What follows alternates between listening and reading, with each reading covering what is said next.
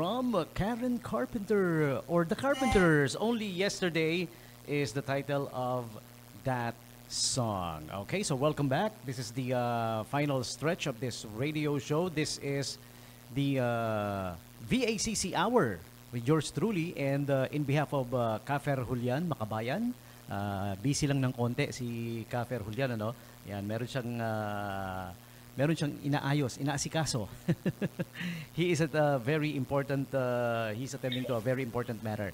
Ayan. Pero right now, alam niyo naman, Father's Day is just around the corner. At dahil magpa-Father's Day, naku, meron tayong makakausap dito sa ating programa sa Radyo Bandera. Let me introduce to you, ladies and gentlemen. Di na natin patagalin to. Ayan, pag-uusapan natin ang magaganap na or anything kaganapan para sa Father's Day na gaganapin. Siya ay UST Medical Class 1991, present board examiner of the Philippine Board of Urology, current chairman, section of urology of Ulticare Medical Center and James L. Gordon Hospital. 2022 Philippine Urological Association Inc. President, PUA Prostate Cancer Awareness Coordinator for Olongapo. Ladies and gentlemen, live here right about now dito sa ating BACC Hour radio program ng Radyo Bandera 107.1 FM, si Dr. Aris Roque, our friend, Dr. Aris Roque. Hello! Hi, good morning, DJ Tom. Yes. You can hear me loud and clear, no, sir? Loud and clear, DJ Tom. The old DJ, a reliable friend of the OCMS and Philippine Urological Association. Yeah. Same person, different house yata.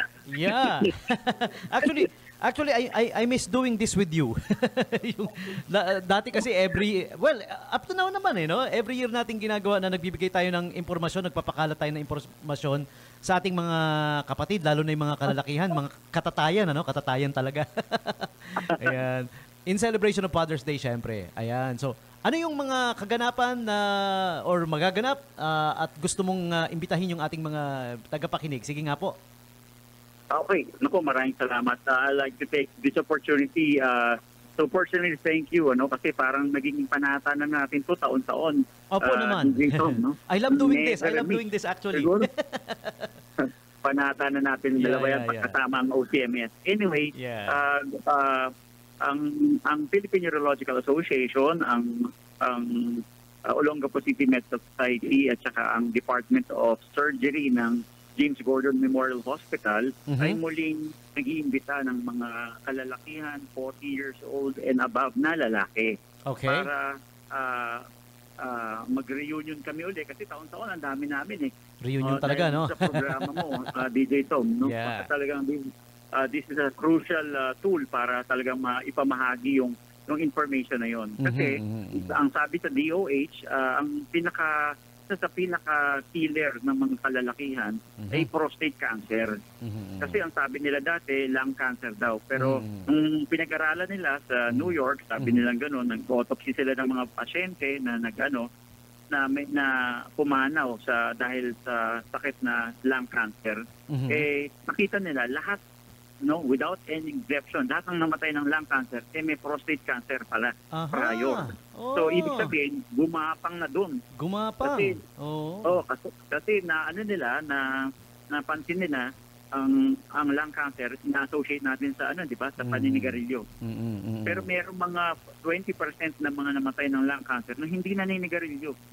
So, ibig sabihin, malaki ang chance na galing sa prostate cancer yon. Ang maganda rito, pagka like any other cancer, needs early detection and early management. Kasi ang problema sa mga pasyenteng Pinoy, pagka nagpatingin or ayaw magpatingin kasi baka may makita. No? So, ngayon, pag naman nagkaroon ng positive, tatagal ng napakatagal. Kukonsultuhin lahat, pero yung doktor, lahat ng kapitbahay, kamag-anak, mga kabarangay, pati si Google, magkukonsulta. These are good practice, pero kailangan doon tayo sa proper forum, no? Doon tayo sa maalam sa subject ng prostate cancer, magtanong. Kasi mas marami silang experience katulad ng mga urologists natin dito sa Olongapo. Ang balik tayo dun sa ang Philippine Urological Association nitong Father's Day, no? Nitong June 15. Next Saturday. Yes. 14 para ang Father's Day para talaga sa pamilya, kaya hihiramin lang natin yung mga tatay, lolo, mga tiyuhin sa 14. Sa 8 o'clock ng start, 8 o'clock hanggang alas 12. Merong kwentuhan, kamustahan, kung ano na nangyari sa mga na-diagnose na may prostate cancer, ano na mga gamot nila, sharing ba, para mas ma-strengthen yung knowledge ng mga pasyente. At the same time, maimbitahan natin yung mga para merong clearance kasi ang recommendation would be once a year magpapacheck tayo sa prostate cancer. Ang ginagawa niyan yung simple lang, yung digital rectal examination, tapos yung PSA tsaka ultrasound. Pag nag-negative kayo doon, isang taon na libre kayo na po pwedeng ulitin. Hindi naman buwan-buwan magpapacheck. Isang taon lang. Minsan lang. So, inaanyayahan ko lahat ng mga tatay, lolo, mga tsuhin na dalaw kayo ron. Magkita-kita tayo para malaman nyo. Baka kasi ang maganda sa prostate cancer, pag na-detect na maaga at ang early stage, gumagaling ang pasyente, hindi kailangan mamatay sa prostate cancer. Yun lang, DJ Tom, maraming salamat. Sa lahat naman ng ganun talaga, early detection lagi is the cure. Again, ulitin ko lang, Doc, sir, June 14 ito, no, gaganapin? Opo, Sabado, next week. Sabado, ayan. Even though June 15 yung Father's Day, June 14 yung event natin. At saan nga ulit? Sa OPD ng James Gordon Memorial Hospital. Magkita-kita po tayo ron. Andun din mga ibang urologists at mga doktor na titingin sa inyo, tsaka ating mga nurses, aabangan kayo. Magpaparoon kayo ng palistahan, pag-register kayo, kayo yung unang gagawing examinin, yung digital rectal examination. Lahat pwedeng makinig. Pwede kayo magdala ng asawa nyo, kasi yung mga asawa natin yun na constant reminder sa atin, no? Lagi natin kinakalimutan, naalala lahat ng mga asawa natin. So, dali nyo rin para mas makinig. Kasi kung minsan, short lang attention span ng lalaki. Pag nabore, ayaw na. Pero ang babae, tutok talaga yan.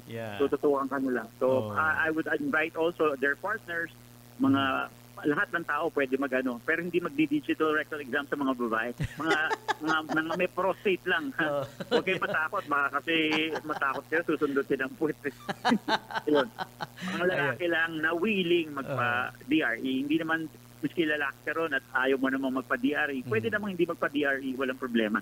Ang sa amin lang, gusto namin ipalaganapin yung kaalaman para mas humaba ang buhay ng mga tatay natin. Okay.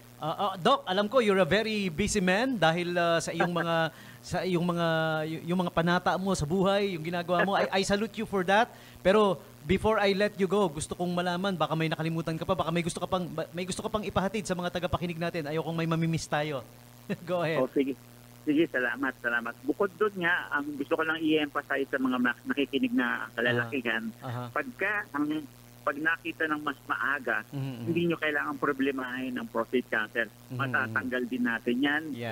Kung pwede, gamot lang or operasyon. Yung operasyon yan, hindi naman talaga minimally invasive. Hindi ka hihiwain ng malaki. So, napakasimple lang. Pwedeng PhilHealth lang ang gagastusin. Kung gastos ang problema sa ating mga government hospital, yun lang yung halos wala ang babayaran. Really? Kasi ako nag-o-opera ako ng libre. Walang professional fee ang mga doktor sa James Gordon Memorial Hospital. Yun. So yun. I'm glad you mentioned that real quick. I'm glad you mentioned that, Doc, no? Dahil yung iba, yan kagad ang iniisip Naku, gagastos ako ng malaki. Hala, magkano ang kakailanganin ko? Yung kagad ang nasa isip pagka nalamang may sakit sila or di ba? So, hindi naman pala kailangan ng malaking gastusin dyan, Tama. Kasi usually, kung i-share ko lang, sa ibang nasa mga 350,000 yun pagka yung ginagamitan ng laparoscopic prostatectomy. Yung sa atin, hindi tayo laparoscopic pero dahan-dahan ko nang ini-introduce sa hospital natin kung papayagan tayo na magpapakuha tayo ng laparoscope para magawa. Pero sa Manila, kinakabit yung laparoscope nun sa robot. So may additional na 500,000 sa paggamit pa lang ng robot. Tapos pupunta pa kayo sa malayo. If dito, pwede natin magawa at a very minimal cost. Yun ang ni Dr. Manuel sa hospital natin. Yeah. Yun ang inaano nila para lahat maging affordable. Yeah. Yun. Wow, that's nice. All right. So, may gusto ka pa bang idagdag, Doc, before I wrap things Yun up? lang. Yun lang. Kulit-kulit na lang. Alas Opo. 8 po ng umaga, Alas 8 ng mag-start umaga. ng registration. Tapos, magkukwentuhan lang tayo. Light lang, walang pressure. Hindi kayo papagalitan ng mga doktor doon. Kung hindi kayo papacheck up. Yun. Kaya very compassionate yung mga doktor sa James Gordon Memorial Hospital. Yun lamang po. At That's saka, true. I'd like Yeah. to extend thank you kay Dr. Eve. Dr. Eve, yes. Natividad, yung ating laging kasama nating tatlo yan na panata. Saka, siyempre may bago tayong presidente ng OCMS, si Dr. Carl Edeher. Uy, si Yung Doc isang magaling Carl. na anesthesiology. Oo, Kaibigan siya yung din natin ating yan. Siya na pala, presidente no? ngayon. Oo, nag-iba Yeah. na. Pero, despite of it, si Dr. Andyan pa rin. Si Dr. Natividad. Ay, naku, laging nakasuporta. Naku naman. Naku, Ayan. walang kapantay na pagpapasalamat sa iyo sa dedication mo. Ay, nako. DJ Tom. It's my Napakabuti pleasure, mong Doc. tao. Ako rin, saludo po ako sa inyong lahat. Sa inyo dyan, si Doc Eve, ikaw, sila Doc Carl, lahat ng mga nakasama natin sa OCMS sa pagpapakalat ng mga ganitong gawain para sa mga kababayan natin. Malaking saludo po sa inyong lahat. Snappy salute mga sir, mga madam. Happy to serve. Yeah. Okay. So, thank you, Doc. I hope wala tayong nakalimutan. Kung meron man, pwede mo ihabol anytime. Message mo lang ako, i-announce ko. Naku, kaya kami swerte dahil may kaibigan kaming na DJ Tom. Ay, Maraming salamat naku, may sa'yo. pleasure. Oh, sige, sir. Alright, alam ko, babalik ka pa sa mga pasyente mo, no? Naghihintay na sila sa'yo. Meron kasi kung natin na mission at the moment. Yun. Yeah. Oh, Sige, sige. DJ Tom, maraming salamat. Ayoko nang guluhin yung programa mo. Naku, it's always a pleasure having you. Okay, Doc Aris Okay. Roque, Okay, maraming God salamat bless po. po. Mabuhay! Sa buhay, bye-bye. Yes, ayan. Naku, pinaganda ni Doc Aris Roque yung ating programang BACC Our Real Talk sa pamamagitan ng imbitasyon na ginawa niya. Mark nyo na yung calendars nyo, mga tatay, ha? June 14, free prostate exam. May kasama pang kwentuhan at kung anik-anik pa. Punta lang kayo sa James L. Gordon Memorial Hospital. Tanong nyo kung saan gaganapin yun. It's somewhere there. Kasi malaki yung James L. Gordon Memorial Hospital, di ba? Okay?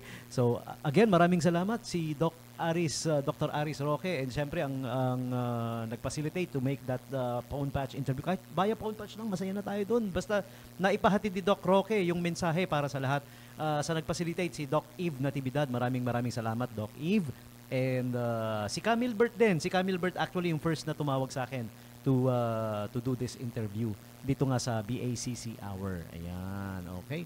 And speaking of Camille Bert Adlawan, yung susunod na program is sa kanya na, ang Action Bandera. We will be doing a replay episode muna for the meantime dahil alam niyo naman, busy-busy ang mama, ang Camille Bert Adlawan, naku, napakasipag na kagawad ng Barangay West Bakbak. At yung duties na ginagawa niya, maniwala kahit sa hindi. Hindi ko po siya kinakampanya, ha, dahil kasama ko siya rito, dahil kakandidato siya sa hindi po ganoon. Ang sinasabi ko, yung mga talagang ginagawa niya.